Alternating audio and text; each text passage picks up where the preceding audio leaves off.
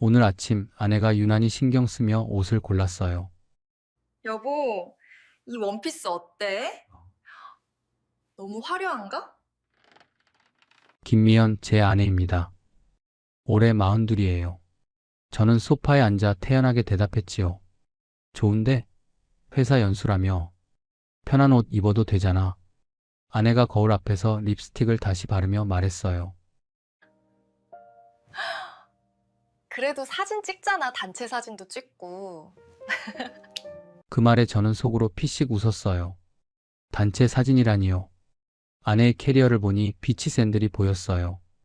회사 연수에 비치 샌들이라니 참 웃기는 일이지요. 3박 4일이니까 너무 걱정하지 마. 밥은 잘 챙겨 먹고. 아내가 현관문을 나서려는데 손목에 새로운 팔찌가 반짝였습니다. 그 팔찌 새로 샀어?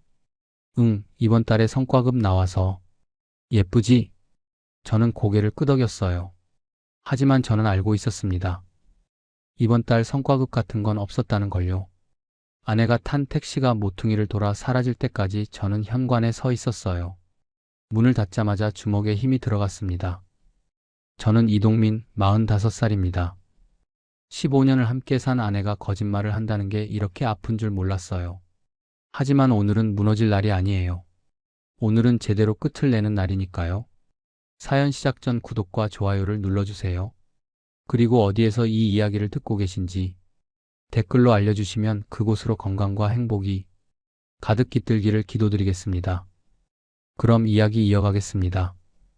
서재로 들어가 책상 서랍을 열었습니다. A사 파일 하나가 나왔어요.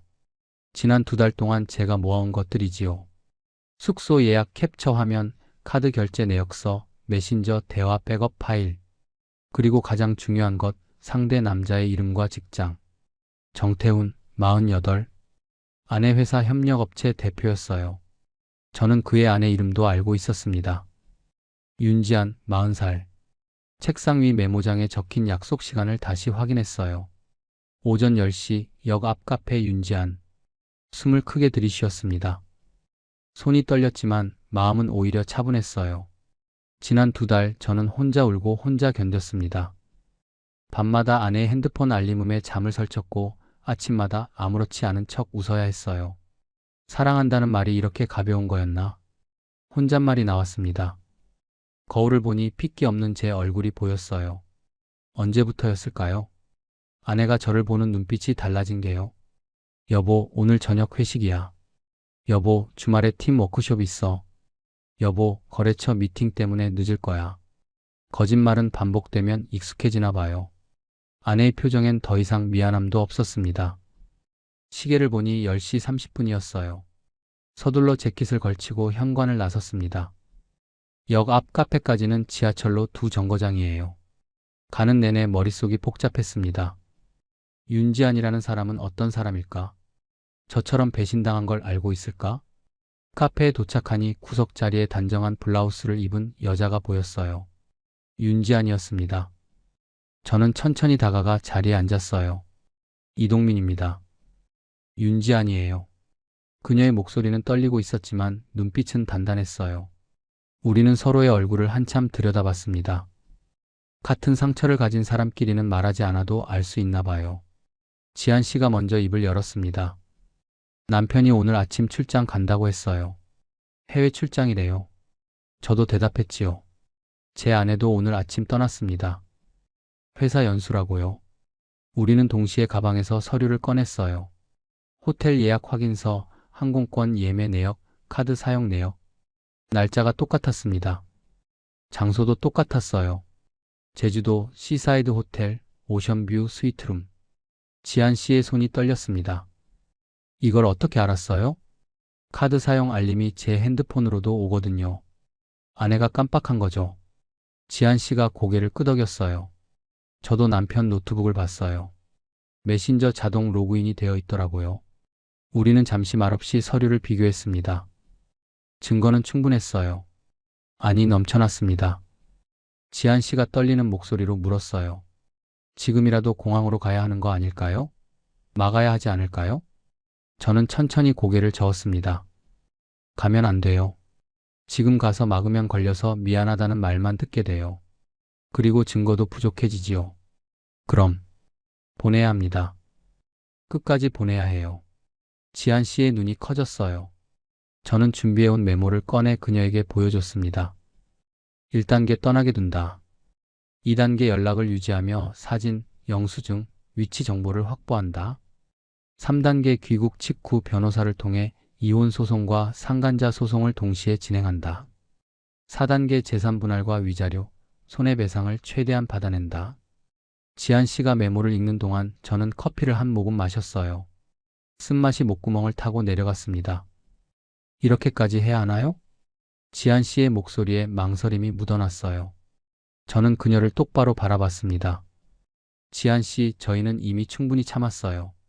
이제는 제대로 된 결말을 만들어야 합니다. 지한 씨가 길게 숨을 내쉬었어요. 그리고 천천히 고개를 끄덕였습니다. 좋아요. 끝까지 가보겠어요. 우리는 악수를 나눴습니다. 차갑지만 단단한 악수였어요. 카페를 나서며 하늘을 올려다봤습니다. 구름 한 점 없는 맑은 하늘이었어요. 아내는 지금쯤 공항에 도착했겠지요. 설레는 마음으로 탑승구를 향하고 있을 거예요. 하지만 아내는 몰라요.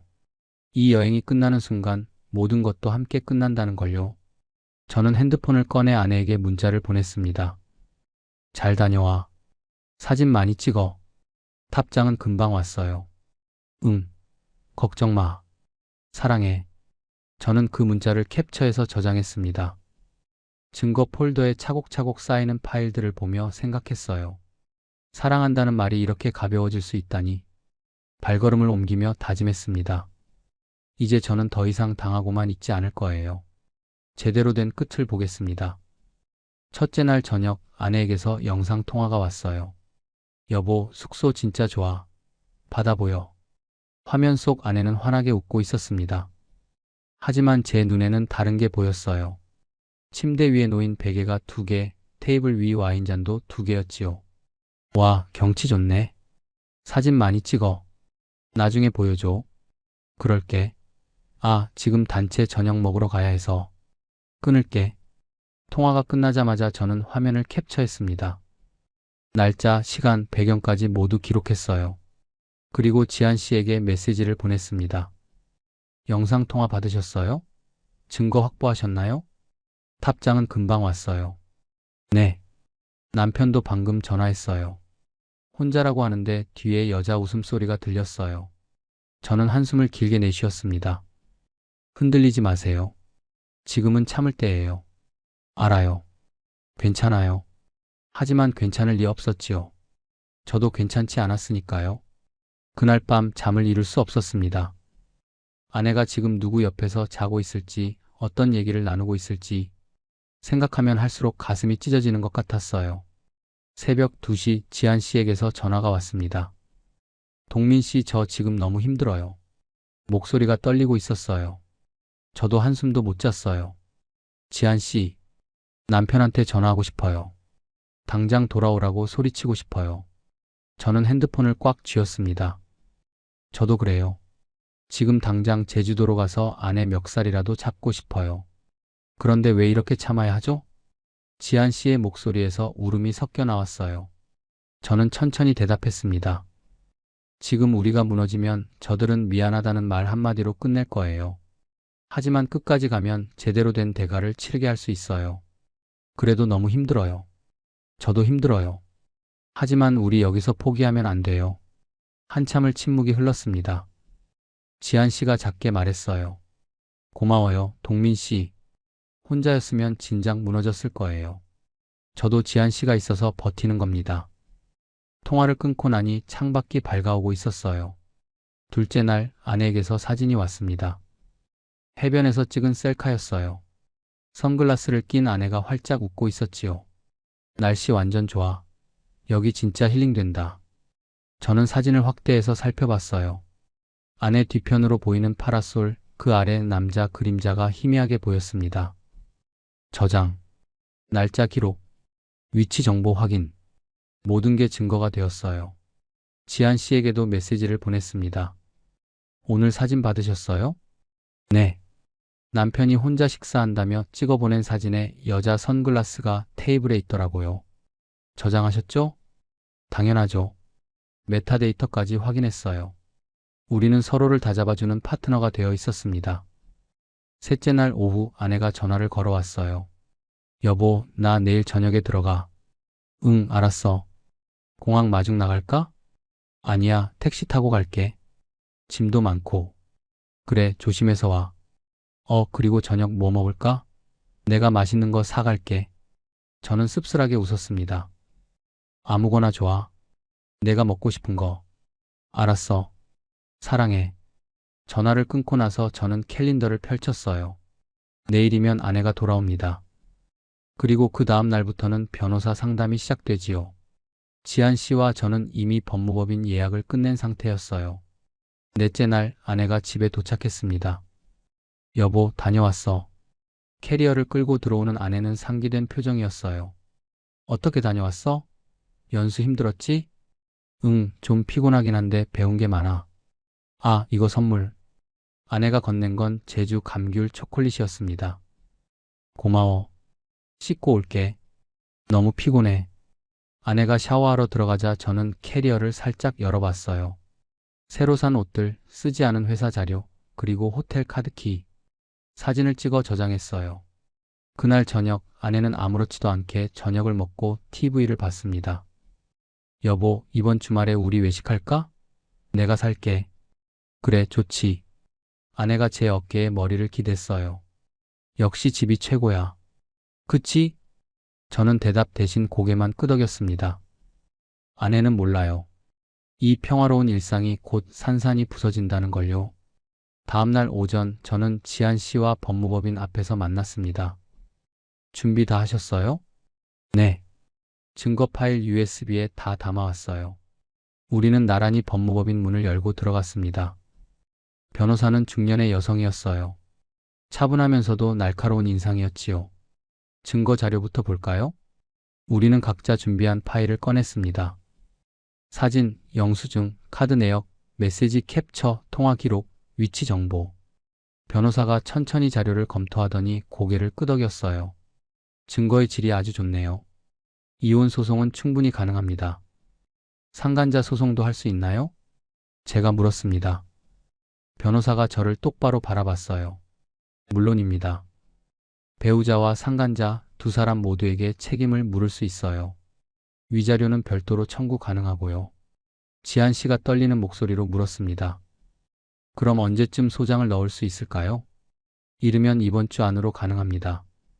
우리는 서로를 바라봤어요. 이제 정말 돌아올 수 없는 강을 건너는 거였습니다. 저는 지한 씨에게 물었어요. 지한 씨, 괜찮으시겠어요?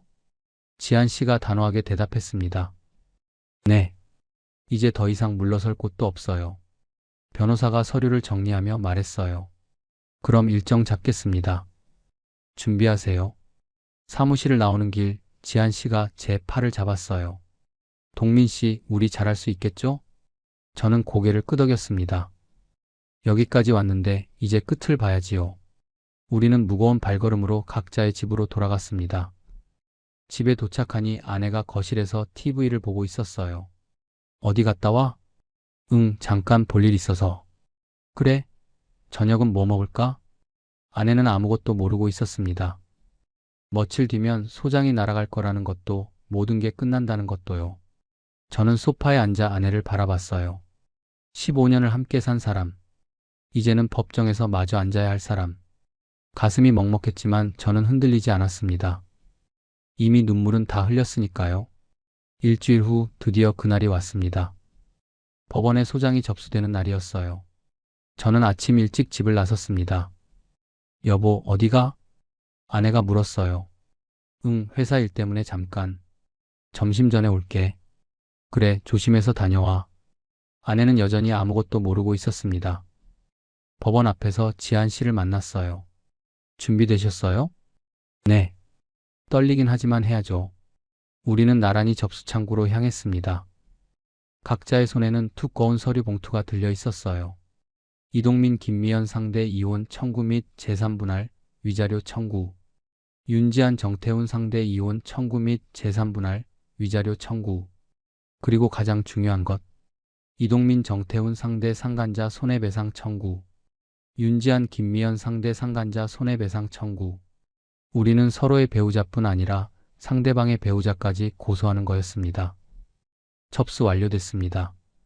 상대방에게 소장이 송달되는데 일주일 정도 걸립니다. 직원의 말에 저는 깊게 숨을 들이쉬었어요. 이제 정말 시작이었습니다. 법원을 나오는 길 지한 씨가 말했어요. 이제 돌이킬 수 없네요. 네. 하지만 우리가 선택한 길이에요. 동민 씨, 오늘 저녁에 커피 한잔 할까요? 혼자 있기 힘들 것 같아요. 저는 고개를 끄덕였습니다. 좋아요. 연락 주세요. 집으로 돌아오니 아내가 설거지를 하고 있었어요. 다녀왔어? 응. 일 잘 봤어? 응, 잘 봤어. 아내는 아무것도 눈치채지 못했습니다. 며칠 뒤면 법원에서 날아올 우편물도 모르고요. 그날 저녁 저는 지한 씨와 조용한 카페에서 만났습니다. 오늘 하루 어떠셨어요? 지한 씨가 물었어요. 집에 있는데 심장이 계속 두근거렸어요. 소장이 도착하면 아내가 어떤 표정을 지을지. 저도요. 남편이 어떤 반응을 보일지 상상만 해도 무서워요. 우리는 잠시 말없이 커피를 마셨습니다. 지한 씨가 조심스럽게 말했어요. 동민 씨, 우리 이상한 인연이죠? 그러게요. 이런 식으로 만날 줄은 몰랐어요. 처음엔 그냥 같은 처지의 사람이라고만 생각했는데 이제는 동민 씨가 없으면 버틸 수가 없을 것 같아요. 지한 씨의 눈빛이 흔들렸습니다. 저도 솔직하게 말했어요. 저도 그래요. 지한 씨가 있어서 여기까지 올 수 있었어요. 우리는 서로를 바라봤습니다. 같은 상처를 가진 사람끼리만 알 수 있는 위로가 있었어요. 일주일이 지났습니다. 그날 오후 저는 집에서 책을 읽고 있었어요. 초인종이 울렸습니다. 등기 우편입니다. 아내가 현관으로 나가더니 우편물을 받아 들고 왔어요. 뭐지? 법원에서 왔네? 아내가 봉투를 뜯는 순간 저는 심장이 멎는 것 같았습니다. 아내의 얼굴이 하얗게 질렸어요. 이게 뭐야? 손에서 서류가 떨어졌습니다. 여보, 이게 대체 무슨... 아내가 저를 돌아봤어요. 저는 차분하게 책을 덮고 일어났습니다. 읽어봤어요? 이혼 소송? 상간자 손해배상? 이게 무슨 소리야? 아내의 목소리가 떨렸습니다. 글자 그대로예요. 이혼하자는 거죠. 미쳤어? 갑자기 왜 이래? 저는 아내를 똑바로 바라봤어요. 갑자기가 아니에요. 지난 3박 4일 제주도 시사이드 호텔 오션뷰 스위트 1207호. 정태훈 씨와 잘 다녀왔죠? 아내의 입이 떡 벌어졌습니다. 그게 어떻게 알았냐고요? 당신이 너무 허술했어요. 제가 핸드폰을 꺼내 사진들을 보여줬습니다. 호텔 예약 화면, 카드 결제 내역, 영상통화 캡처, 해변 사진. 모든 증거가 거기 있었어요. 아내가 주저앉았습니다. 여보, 미안해. 정말 미안해. 미안하다고요? 지금 그 말이 나와요? 제 목소리가 떨렸습니다. 한두 번도 아니고 몇 개월을 속였잖아요. 회사 연수, 거래처 미팅, 주말 워크숍. 전부 거짓말이었죠? 아내가 울기 시작했어요. 잘못했어, 정말 잘못했어. 다시는 안 그럴게.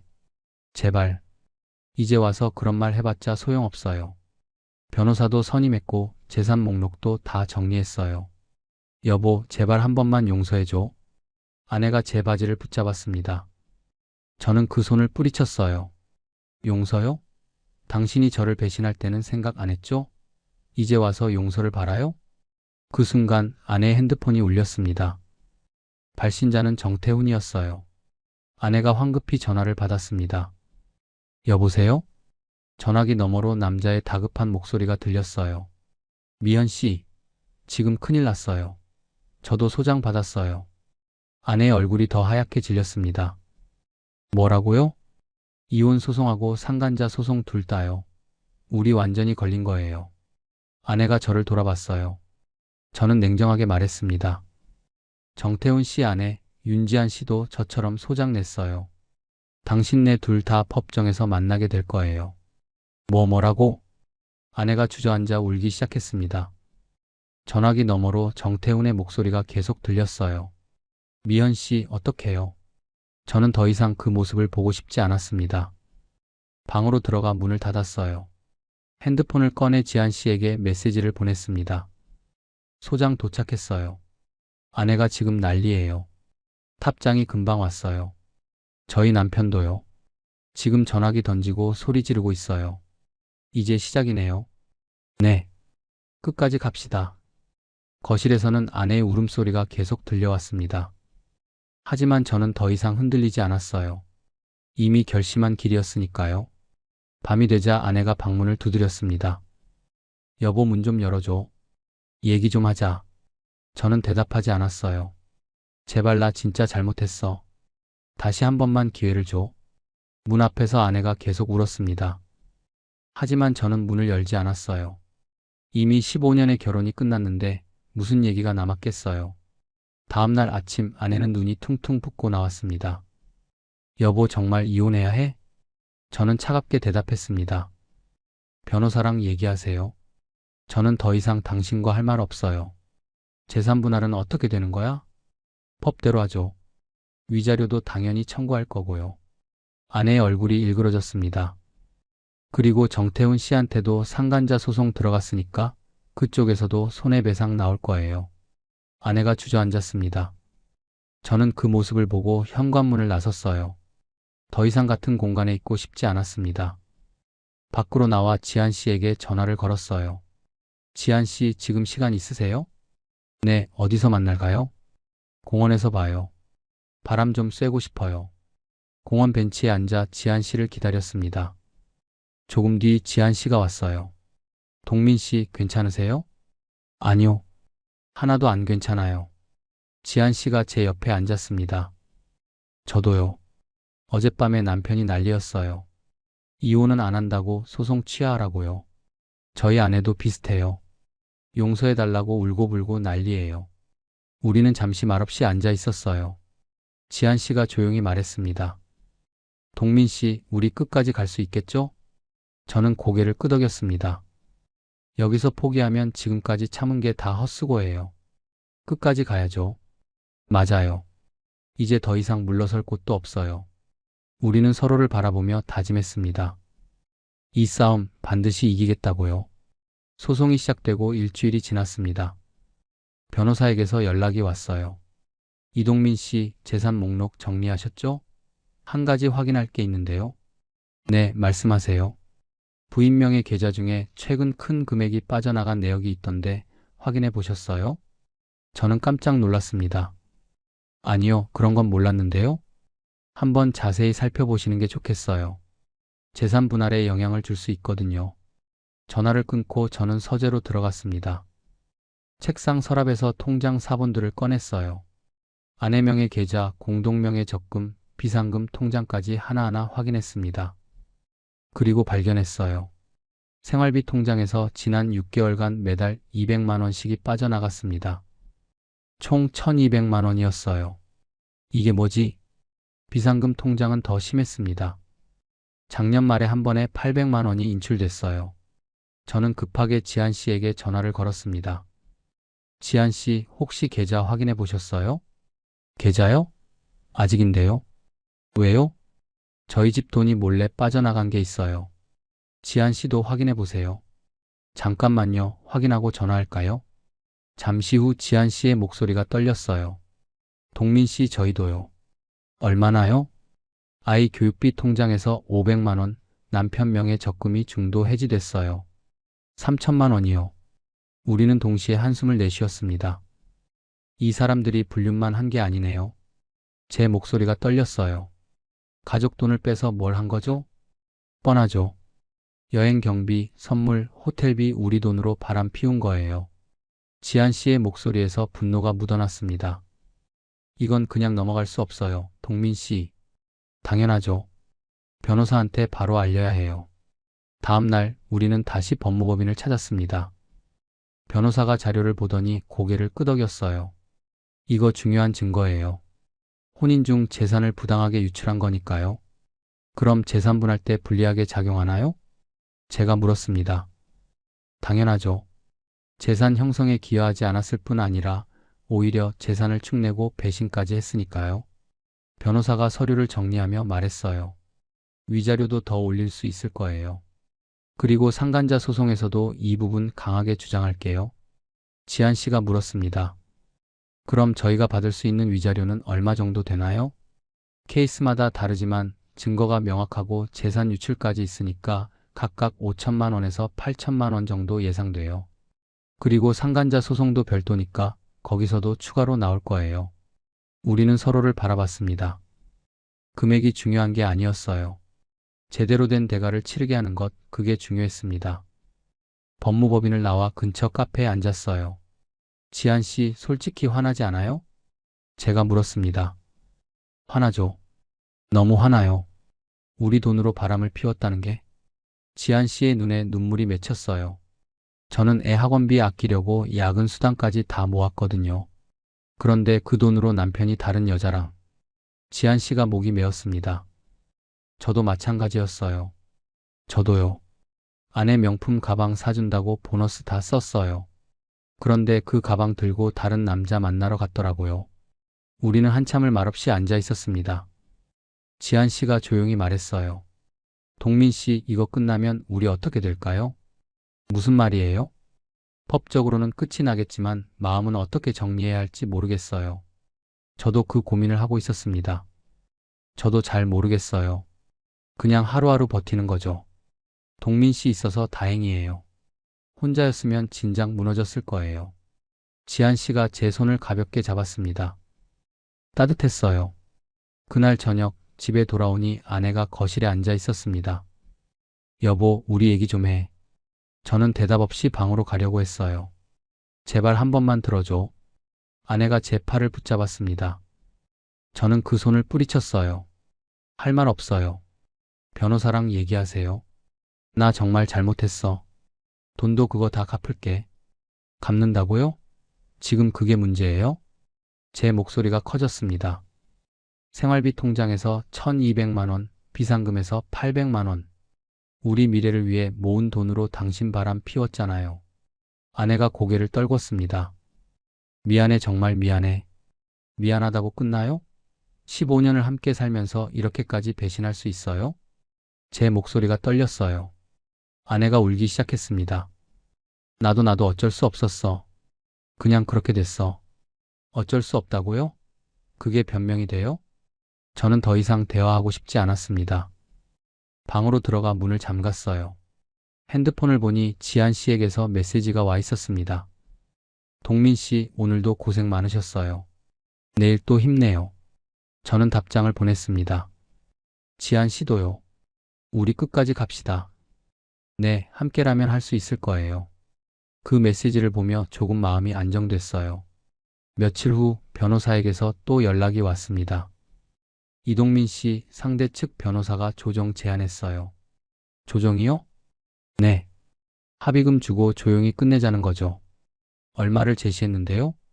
위자료 2천만 원이래요. 저는 코웃음을 쳤습니다.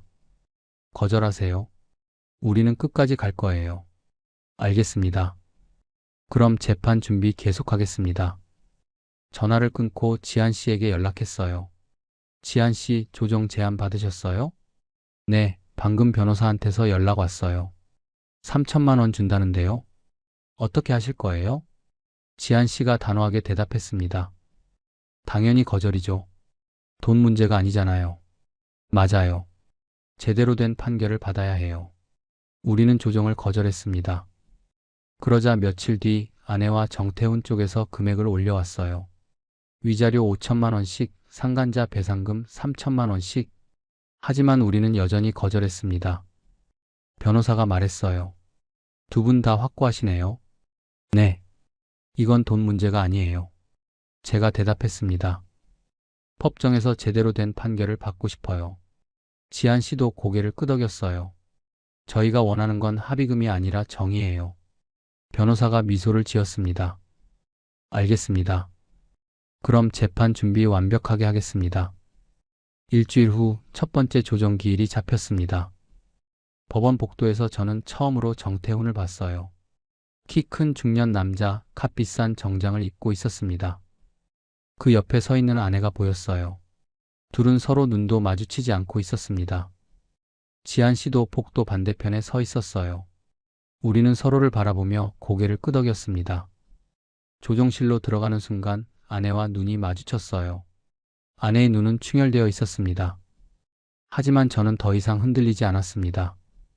이미 돌아갈 수 없는 강을 건넜으니까요. 조종위원이 말했습니다. 양측 모두 합의 의사가 없다고 들었습니다. 그럼 재판으로 가는 수밖에 없겠네요. 우리는 고개를 끄덕였어요. 조정은 결렬됐습니다. 이제 진짜 재판이 시작되는 거였어요. 복도로 나오는 길, 지한 씨가 제 팔을 잡았습니다. 동민 씨, 우리 잘하고 있는 거죠? 저는 확신에 찬 목소리로 대답했어요. 네. 우리는 제대로 가고 있어요. 재판 준비가 본격적으로 시작됐습니다. 변호사 사무실에서 진술서를 작성하는 날이었어요. 이동민 씨, 부인과 정태훈 씨의 관계가 언제부터 시작됐다고 보세요? 정확히는 모르지만 작년 가을쯤인 것 같아요. 그 근거는요? 그때부터 아내가 갑자기 외모에 신경 쓰기 시작했거든요. 헬스장도 등록하고 옷도 새로 사고요. 변호사가 고개를 끄덕이며 기록했습니다. 상대방 진술서도 곧 나올 거예요. 서로 주장이 다를 수 있으니 대비하세요. 일주일 후 정말로 상대방 진술서가 도착했어요. 저는 서재에서 그 서류를 펼쳐봤습니다. 그런데 읽다가 깜짝 놀랐어요. 아내의 진술서에는 이렇게 적혀 있었습니다. 정태훈 씨가 먼저 접근했고 저는 거절했으나 계속된 연락에 어쩔 수 없이 만나게 됐습니다. 저는 황당해서 웃음이 나왔어요. 어쩔 수 없이라고? 핸드폰을 꺼내 지한 씨에게 전화를 걸었습니다. 지한 씨, 진술서 받아보셨어요? 네, 방금 봤어요. 동민 씨, 이거 진짜 웃기지 않아요? 지한 씨의 목소리에 분노가 묻어났어요. 우리 남편 진술서에는 김미연 씨가 먼저 유혹했다고 적혀 있어요. 저희 아내 진술서에는 정태훈 씨가 먼저 접근했다고 나와 있는데요. 우리는 동시에 한숨을 내쉬었습니다. 서로 책임을 떠넘기고 있네요. 제가 말했어요. 이게 사랑이었으면 서로 감싸줬겠죠. 결국 이 관계가 뭐였는지 보여주는 거예요. 며칠 후 변호사에게서 연락이 왔습니다. 이동민 씨, 재미있는 정보가 있어요. 뭔데요? 정태훈 씨 쪽 변호사가 증거자료 제출했는데 거기에 김미연 씨가 보낸 메시지들이 있어요. 무슨 내용인데요? 김미연 씨가 먼저 만나자고 제안한 내용이래요. 그걸로 자기는 피해자라고 주장하더군요. 저는 어이가 없었습니다. 그럼 우리 아내 쪽에서는 뭐라고 하나요? 거기선 정태훈 씨가 회사 거래건으로 압박했다고 주장하더라고요. 둘의 말이 완전히 엇갈리고 있었어요. 그날 저녁 집에서 아내와 마주쳤습니다. 당신 진술서에 어쩔 수 없이 만났다고 썼더군요. 아내가 고개를 들지 못했어요. 그게 변호사가 그렇게 쓰래서. 거짓말하지 마세요. 카톡 내역 다 봤어요. 당신이 먼저 만나자고 했잖아요. 그건 그때는. 아내의 변명이 이어졌습니다. 저는 더 이상 듣고 싶지 않았어요. 이제 와서 정태훈 씨한테 책임 떠넘기지 마세요. 둘 다 똑같아요. 같은 시각 지한 씨도 남편과 싸우고 있었습니다. 다음 날 만났을 때 지한 씨가 말했어요. 어젯밤에 남편이랑 엄청 싸웠어요. 무슨 일이에요? 진술서 내용 따졌더니 김미연 씨가 먼저 유혹했다고 하더라고요. 자기는 거절했는데 계속 연락이 와서 어쩔 수 없었대요. 저는 피식 웃었습니다. 우리 아내도 똑같이 말하던데요. 정태훈 씨가 먼저 접근했다고요. 결국 서로 거짓말하고 있는 거잖아요. 사랑이 아니라 그냥 공범 관계였던 거죠. 우리는 씁쓸하게 웃었습니다. 일주일 후 더 결정적인 사건이 터졌어요. 정태훈이 아내에게 전화를 걸어온 겁니다. 그날 저는 집에 있었어요. 아내의 핸드폰이 울렸고 발신자는 정태훈이었습니다. 아내가 황급히 전화를 받았어요. 여보세요? 전화기 너머로 남자의 목소리가 크게 들렸습니다. 미연 씨, 왜 진술서에 제가 먼저 접근했다고 쓴 거예요? 그게 변호사 핑계 대지 마세요. 당신이 먼저 만나자고 했잖아요. 아니에요. 회사 일로 만난 거라고요. 둘의 목소리가 점점 커졌어요. 회사 일? 호텔 가는 게 회사 일이에요? 당신 때문에 내 인생 망한 거예요. 뭐라고요? 당신이 법인카드 쓴 게 더 문제잖아요. 그것 때문에 걸린 거예요. 그건 당신이 사진을 SNS에 올려서 그런 거잖아요. 전화기 너머로 둘의 싸우는 소리가 계속 들렸습니다. 아내가 소리를 질렀어요. 이제 와서 나한테 뒤집어 씌우지 마세요. 처음 꼬신 건 당신이잖아요. 꼬신 게 아니라 당신이 먼저 관심 보였잖아요. 거짓말하지 마세요. 결국 아내가 전화를 끊어버렸습니다. 아내의 손이 떨리고 있었어요. 저는 소파에 앉아 그 모습을 지켜봤습니다. 이게 사랑이었나 봐요. 제 말에 아내가 저를 돌아봤어요. 여보, 서로 책임 떠넘기기 바쁘네요. 그렇게 사랑했으면 끝까지 감싸줘야 하는 거 아니에요? 아내가 아무 말도 하지 못했습니다. 저는 방으로 들어가 지한 씨에게 전화를 걸었어요. 지한 씨, 방금 우리 집에서 대형 사고 났어요. 무슨 일이에요? 정태훈 씨가 우리 아내한테 전화해서 싸웠어요. 서로 책임 떠넘기면서요. 정말요? 저희 남편도 요즘 김미연 씨 욕하더니 이제 둘 사이도 끝난 것 같아요. 사랑이었으면 이러지 않겠죠. 지한 씨의 목소리가 차분했어요. 다음 날 변호사에게서 또 연락이 왔습니다. 이동민 씨, 정태훈 씨 측에서 추가 자료 제출했어요. 뭔데요? 김미연 씨가 보낸 카톡 메시지들이에요.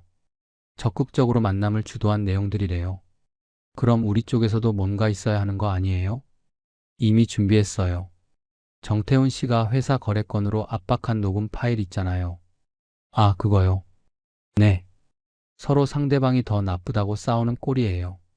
우리한테는 오히려 유리하죠. 일주일 후 두 번째 조정기일이었습니다. 법원 복도에서 저는 또다시 그들을 봤어요. 정태훈과 아내는 서로 멀찍이 떨어져 서 있었습니다. 예전에는 그렇게 붙어 다니더니 이제는 눈도 안 마주치네요. 조정실에 들어갔을 때 조정위원이 말했습니다. 오늘은 양측의 주장이 많이 다르네요. 정리 좀 해볼까요? 정태훈 쪽 변호사가 먼저 말했어요. 저희 의뢰인은 김미연 씨의 적극적인 접근으로 인해 관계가 시작됐습니다. 그러자 아내 쪽 변호사가 반박했어요. 아닙니다. 정태훈 씨가 회사 거래를 미끼로 압박한 겁니다. 둘의 주장이 정면으로 충돌했어요. 조정위원이 한숨을 쉬었습니다. 이렇게 주장이 다르면 조정이 어렵겠는데요? 저는 옆에서 그 모습을 지켜봤습니다. 서로를 지켜주던 관계가 이제는 서로를 공격하는 관계가 됐어요. 조정은 또다시 결렬됐습니다. 복도로 나오는 길, 아내와 정태훈이 잠깐 마주쳤어요. 둘은 서로를 노려보더니 각자 다른 방향으로 걸어갔습니다. 지한 씨가 제 옆에 왔어요. 봤어요, 동민 씨? 저 꼴 좀 보세요. 네. 완전히 남남이 됐네요. 불륜의 끝이 저렇게 추한 거예요. 우리는 그들의 뒷모습을 바라봤습니다. 사랑이라고 믿었던 관계가 결국 책임 전가로 끝나는 모습이었어요. 그날 저녁 집에 돌아오니 아내가 침대에 누워 울고 있었습니다. 왜 그래요? 제가 물었어요. 정태훈이 연락을 끊었어. 그래요? 당연한 거 아니에요? 나보고 다 내 책임이라고 했어. 자기는 이제 나 모른대. 아내가 울먹였습니다. 저는 차갑게 말했어요. 그게 진짜 모습이에요.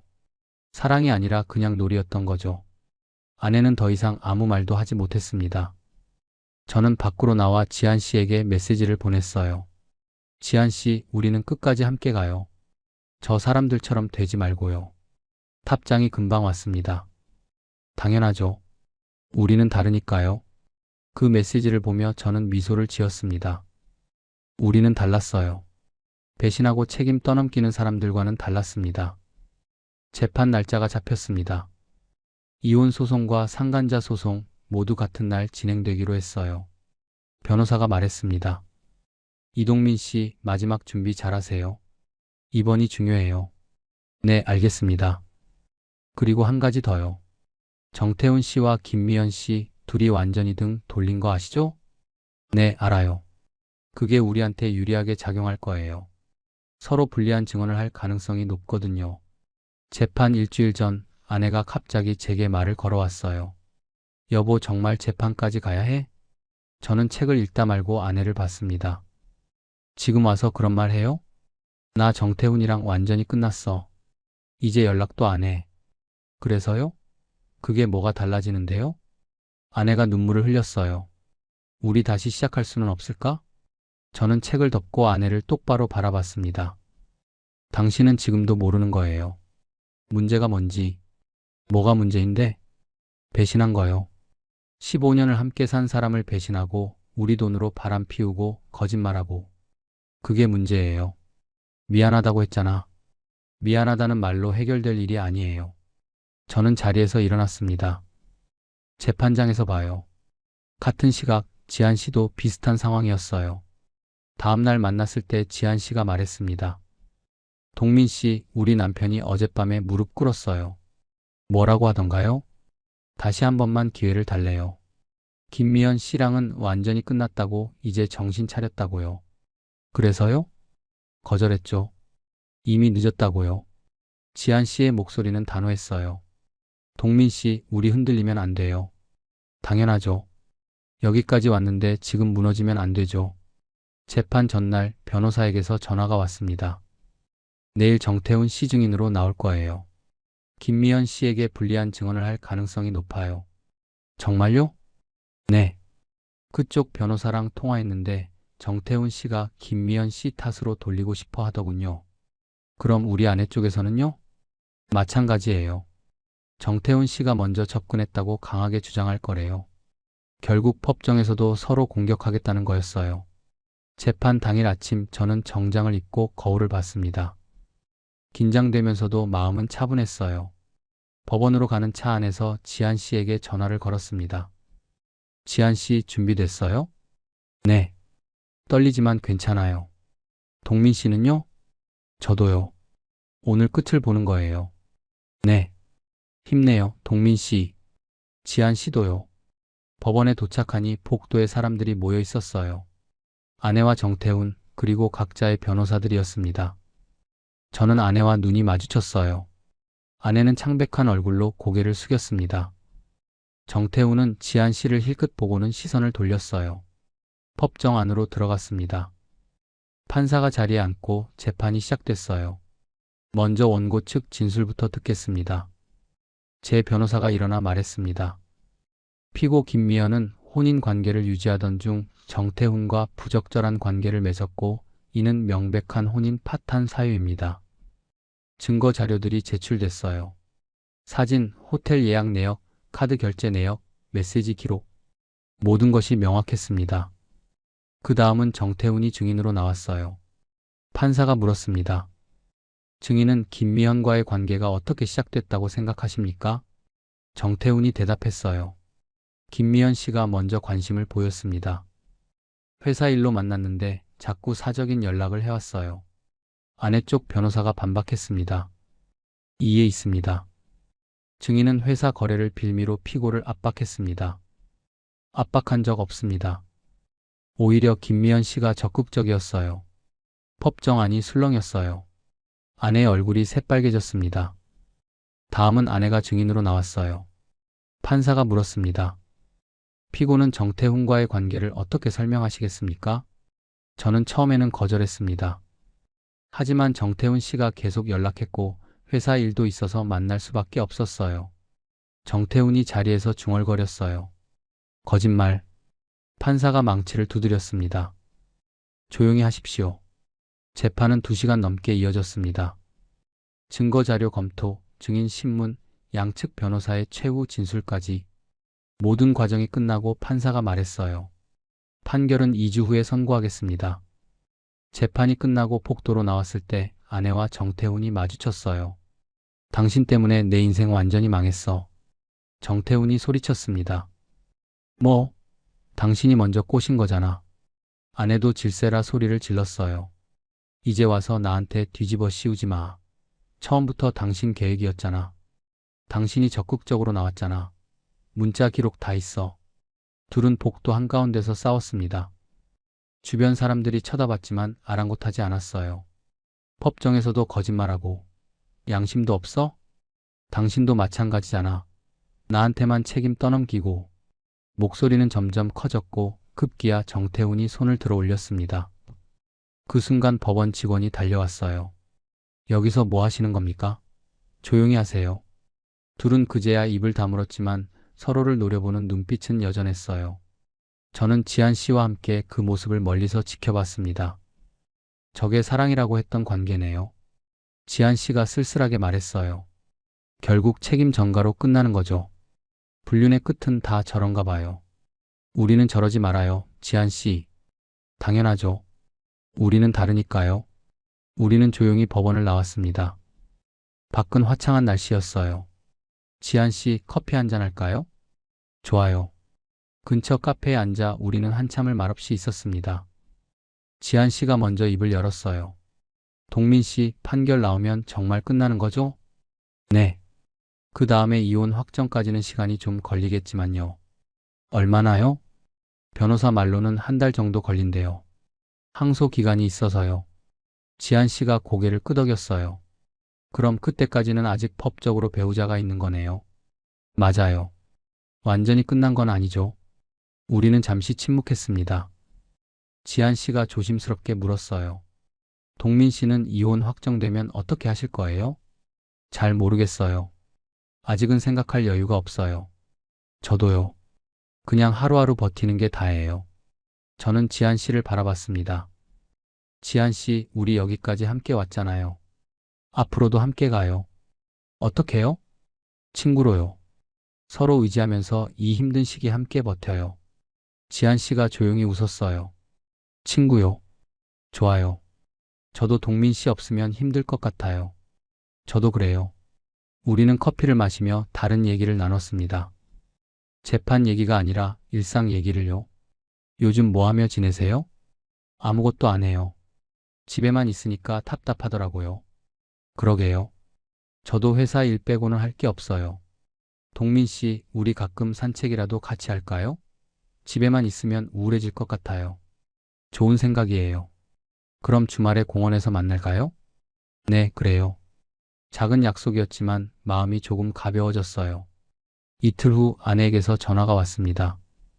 여보, 우리 얘기 좀 하자. 할 말 없어요. 제발 판결 나오기 전에 합의할 수는 없을까? 이미 늦었어요. 재판 끝났잖아요. 그래도 항소 포기하면 되잖아. 저는 한숨을 쉬었습니다. 당신은 정말 끝까지 모르는군요. 뭘 모른다는 거야? 이게 돈 문제가 아니라는 거요. 제대로 된 책임을 지게 하는 거예요. 나 이미 충분히 벌 받았어. 아직 시작도 안 했어요. 저는 전화를 끊었습니다. 더 이상 아내와 할 얘기는 없었어요. 일주일 후 정태훈이 지한 씨에게 문자를 보냈대요. 지한 씨가 저한테 보여줬습니다. 여보, 우리 다시 생각해보자. 우리 딸도 있잖아. 지한 씨가 비웃었어요. 김미연 씨랑 싸우고 나니까 이제 나한테 오네요. 웃기죠? 답장 안 하는 게 맞아요. 당연하죠. 읽지도 않을 거예요. 우리는 서로의 상황을 공유하며 버텼습니다. 혼자였다면 무너졌을 순간들을 함께 견뎌냈어요. 2주가 지나고 판결문이 나왔습니다. 변호사에게서 연락이 왔어요. 이동민 씨, 판결 나왔습니다. 사무실로 오실 수 있으세요? 저는 급하게 법무법인으로 향했습니다. 지한 씨도 같은 시간에 도착했어요. 변호사가 판결문을 펼쳐 보이며 말했습니다. 이혼 청구 인용, 재산분할 5대5, 위자료는 이동민 씨 6천만 원, 윤지한 씨 6,500만 원입니다. 윤지한 씨는 양육비 월 100만 원씩 책정됐고요. 상간자 소송은요? 그것도 인용됐어요. 각각 4천만 원씩 배상 판결 났습니다.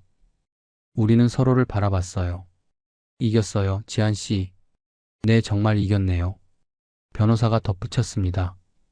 다만 이혼이 완전히 확정되려면 한 달 더 기다려야 해요. 항소 기간이거든요. 그럼 그동안은요?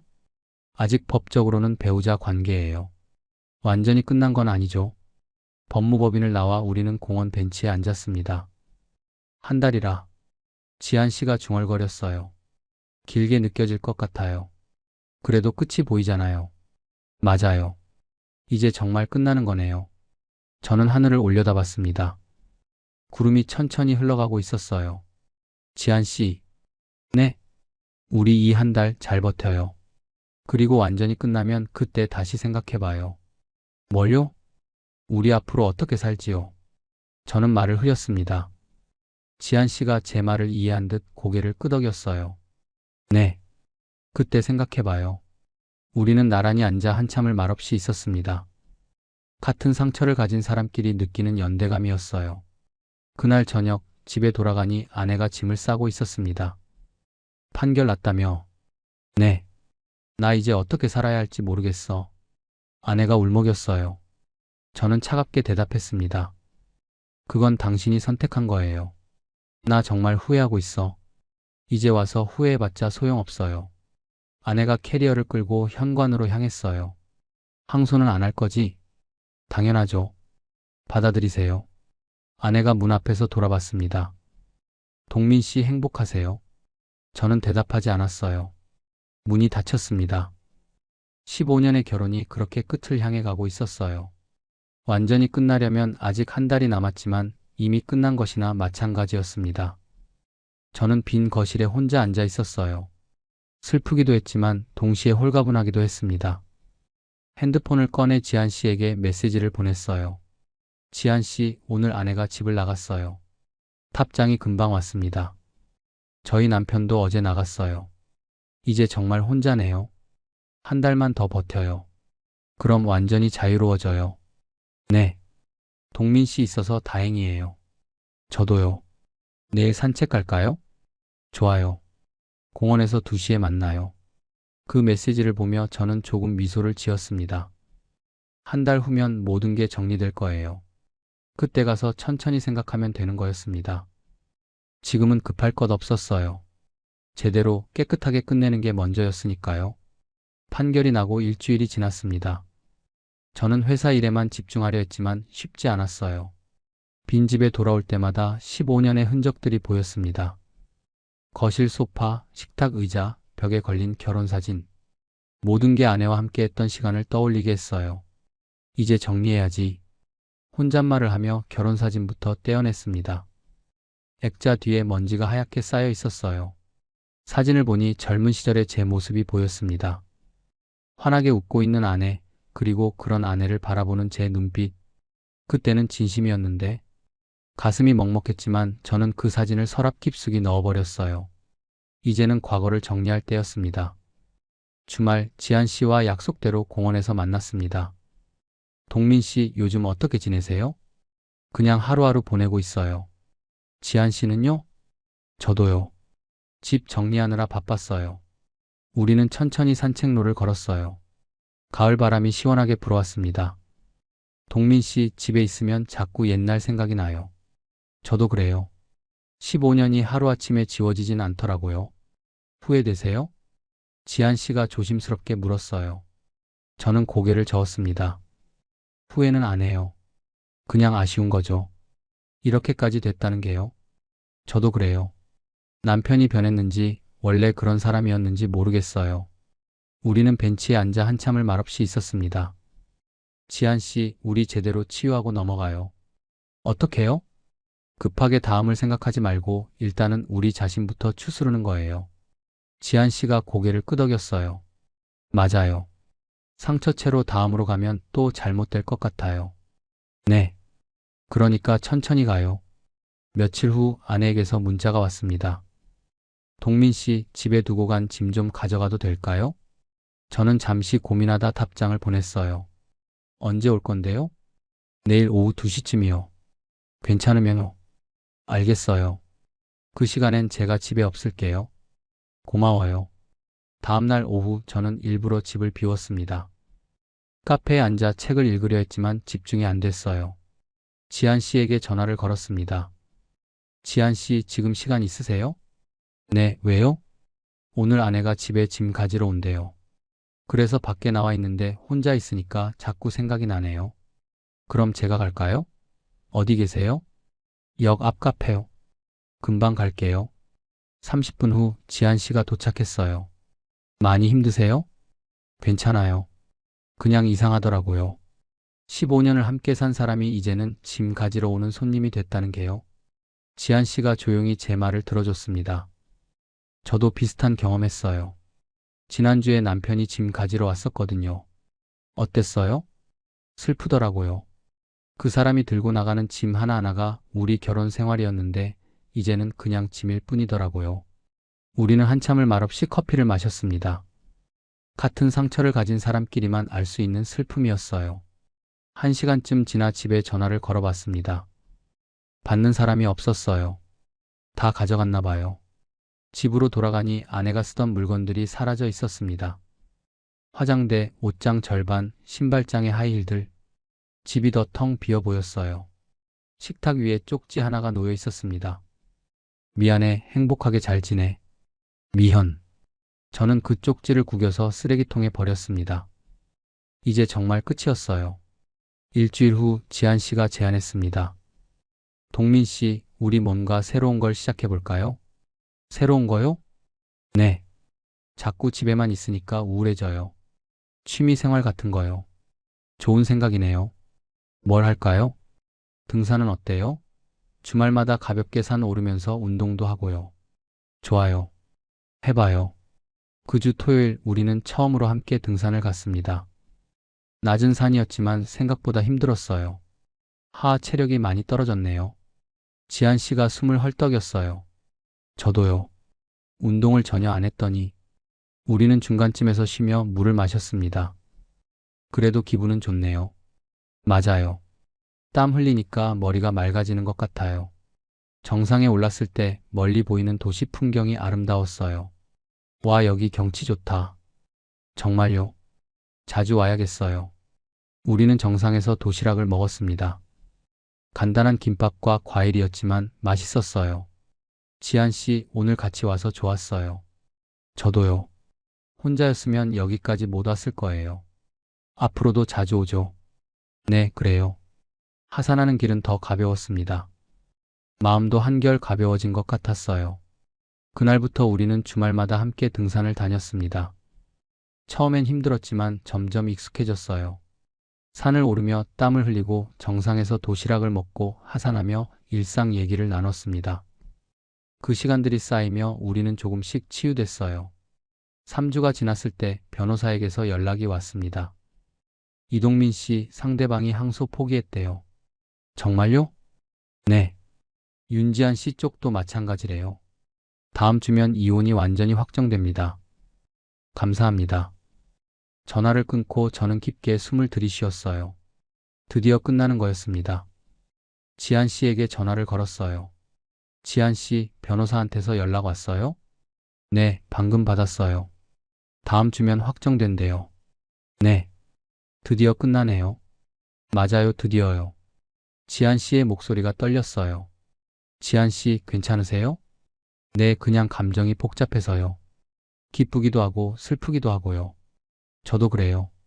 우리는 잠시 말없이 있었습니다. 지한 씨, 이번 주 토요일에도 등산 가요. 네, 가요. 그리고 확정되고 나면 우리 제대로 된 식사 한번 해요. 좋아요. 그날은 제가 살게요. 아니에요, 제가 살게요. 그럼 반반네요. 우리는 웃으며 전화를 끊었어요. 마지막 한 주가 지나가고 있었습니다. 그 주간 저는 집을 대대적으로 정리했어요. 아내와 함께 샀던 가구들을 일부 처분하고 새 커튼을 달고 벽지도 일부 바꿨습니다. 집이 새로워지니 기분도 달라졌어요. 이제 정말 새 출발이구나. 거울을 보니 핏기가 돌아온 제 얼굴이 보였습니다. 몇 달 전의 창백한 모습과는 달랐어요.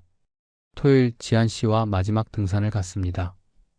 동민 씨, 다음 주면 정말 끝나네요. 네. 길고 길었던 시간이었어요.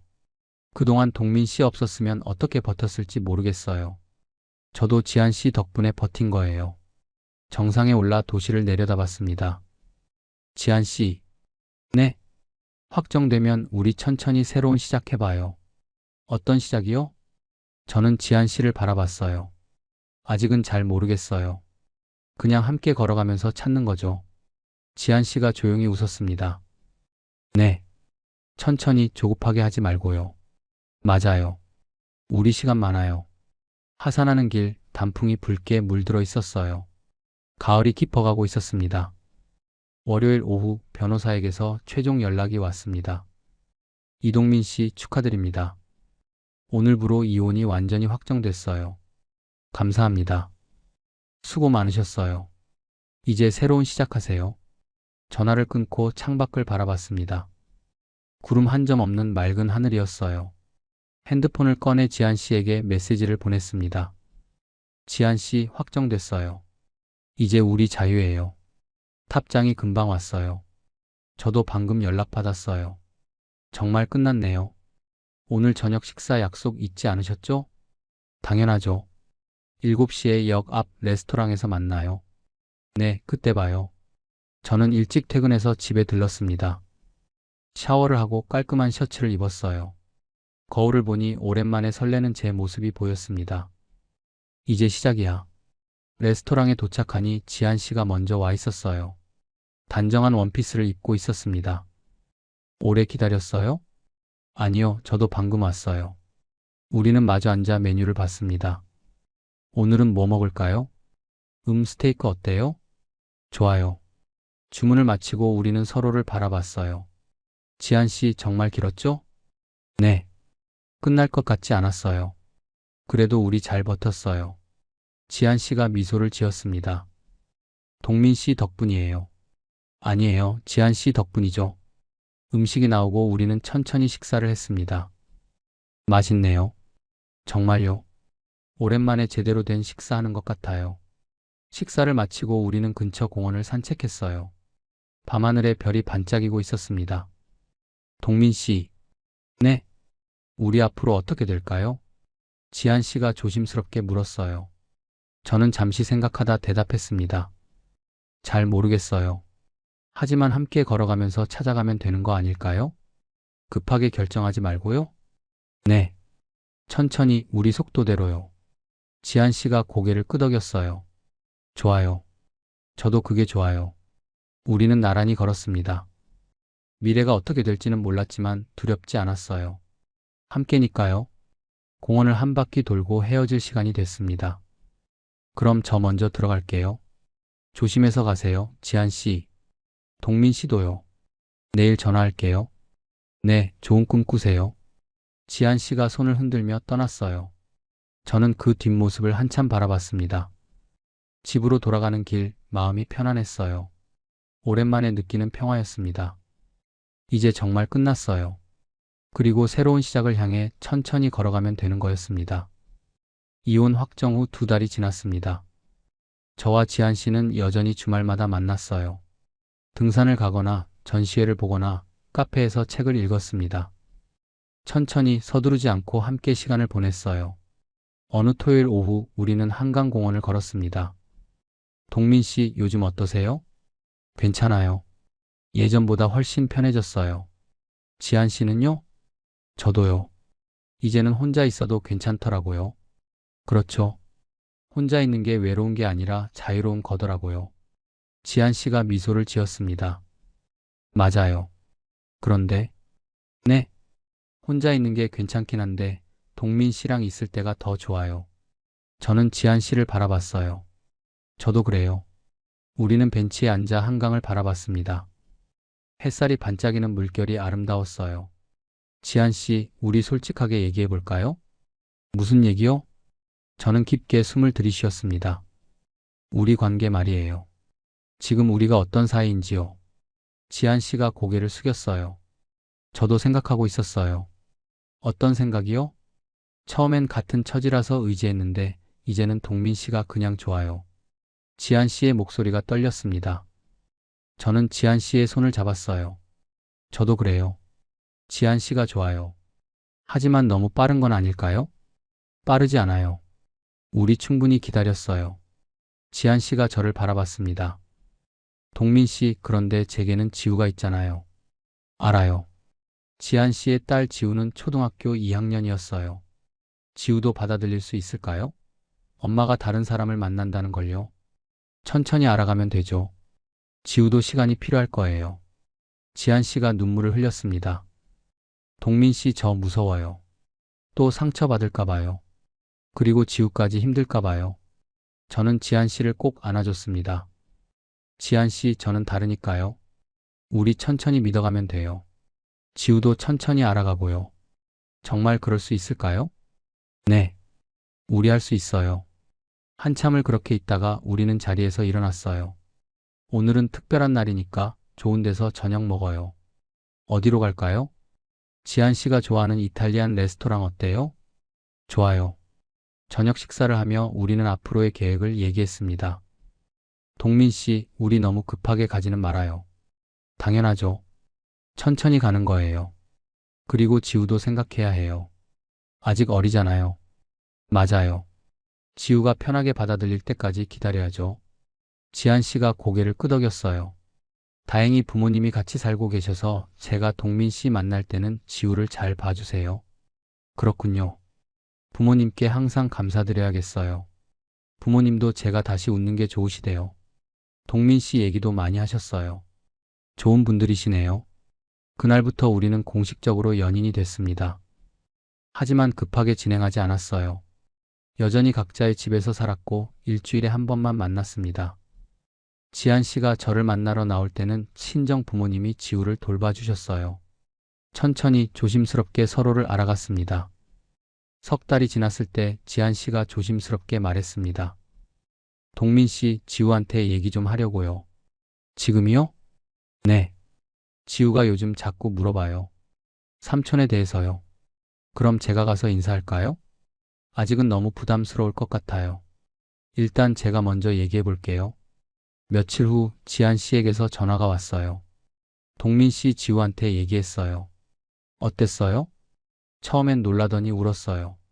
제 가슴이 아팠습니다. 많이 힘들어했나요? 네. 아빠는 어떻게? 라고 물어봤어요. 그래서 엄마랑 아빠는 이제 다른 길을 가는 거라고 설명했어요.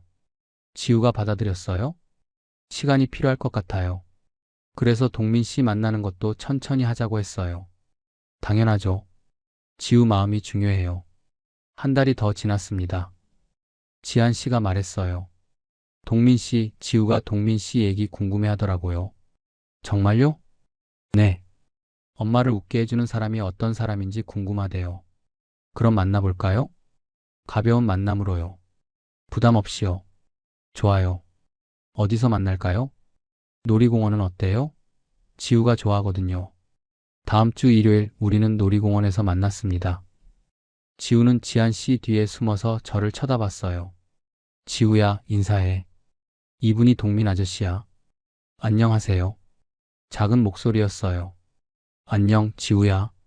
난 이동민이라고 해. 오늘 같이 재미있게 놀자. 저는 지우 눈높이에 맞춰 앉았습니다. 지우가 조금씩 경계를 풀더니 제게 물었어요. 아저씨 엄마 잘해줘요?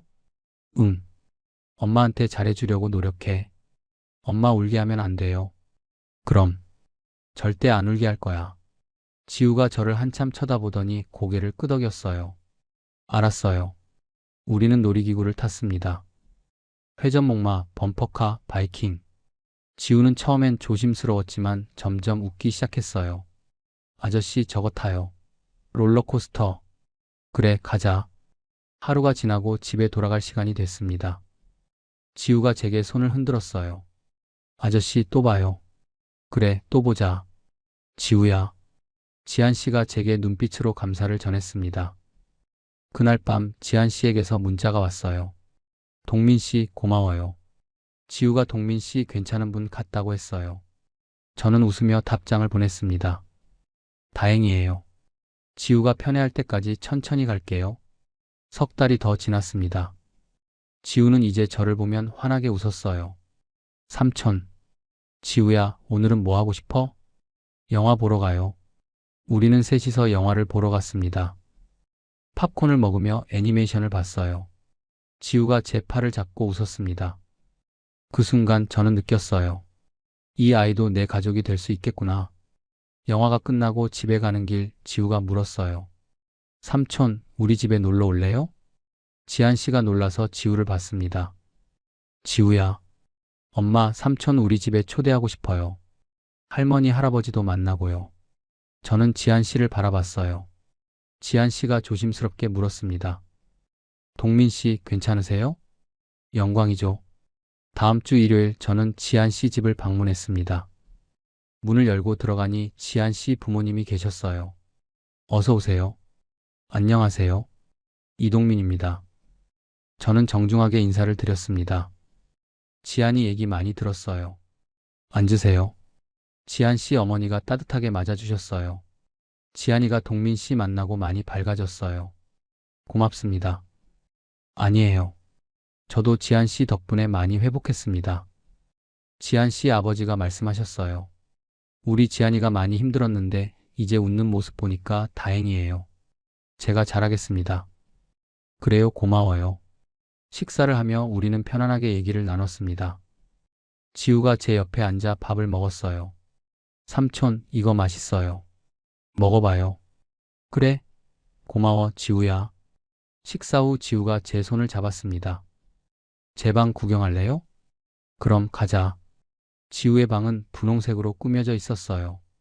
인형들과 책들이 가득했습니다. 와, 지우 방 예쁘다. 엄마랑 꾸몄어요. 이거 봐요. 제가 그린 그림이에요. 벽에 붙은 그림에는 엄마와 지우, 그리고 할머니, 할아버지가 그려져 있었어요. 지우가 그렸어? 잘 그렸네. 다음에는 삼촌도 그려 넣을까요? 제 가슴이 뭉클했습니다. 그래, 고마워, 지우야. 집을 나올 때 지한 씨가 배웅을 나왔어요. 동민 씨, 오늘 고마웠어요. 저도 좋았어요. 부모님도 좋으신 분들이세요. 부모님이 동민 씨 좋다고 하셨어요. 다행이에요. 그리고 지우도 동민 씨 정말 좋아해요. 저도 지우 정말 좋아요. 우리는 서로를 바라보며 웃었습니다. 한 달 후 저는 지한 씨를 한적한 카페로 데려갔어요. 왜 여기로 오자고 했어요? 특별한 얘기가 있어서요. 우리는 창가 자리에 앉았습니다. 저는 가방에서 작은 상자를 꺼냈어요. 지한 씨. 네. 우리 결혼해요. 상자를 열자 반지가 들어 있었습니다. 지한 씨의 눈이 커졌어요. 동민 씨. 충분히 기다렸어요. 이제 진짜 새로운 시작하고 싶어요. 지우도 지한 씨도 모두 함께요. 지한 씨가 눈물을 흘렸습니다. 동민 씨, 지우도 괜찮을까요? 지우한테도 물어봤어요. 지난주에요. 정말요? 네. 지우가 그러더라고요. 엄마가 행복하면 자기도 좋대요. 지한 씨가 더 많은 눈물을 흘렸습니다. 네네, 좋아요. 결혼해요, 동민 씨. 저는 지한 씨의 손에 반지를 끼워줬어요. 딱 맞는 사이즈였습니다. 사랑해요, 지한 씨. 저도 사랑해요, 동민 씨. 우리는 서로를 꼭 안았어요. 긴 터널을 지나 드디어 빛을 만난 기분이었습니다. 한 달 후 우리는 구청에 혼인신고서를 제출했어요. 화려한 결혼식 대신 조용한 가족 모임으로 대신했습니다. 지우도 예쁜 원피스를 입고 함께 있었어요. 엄마, 동민 아빠 축하해요. 지우가 저를 동민 아빠라고 불렀습니다. 제 눈에 눈물이 맺혔어요. 고마워, 지우야. 축하해요, 두 분. 친구들과 가족들이 축하해줬어요. 고생 많으셨어요. 이제 행복하세요. 구청 앞 계단에서 우리는 함께 사진을 찍었습니다. 저와 지한 씨, 그리고 지우까지. 우리 가족이에요, 동민 아빠. 지우가 환하게 웃었어요. 그래, 우리 가족이야. 우리는 손을 꼭 잡고 걸었어요. 그날 저녁, 새로 구한 우리 집으로 이사했습니다.